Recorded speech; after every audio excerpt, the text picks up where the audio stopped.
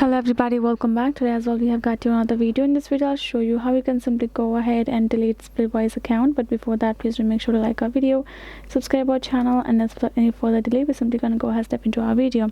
For that matter, what you have to do is simply going to go ahead first access a particular Splitwise app on your mobile phone. So once you have done, so this kind of interface gonna appear, right? Afterwards, simply go ahead, tap on this little icon as an account below right corner of the screen, and now tap on your account name on top and tap on.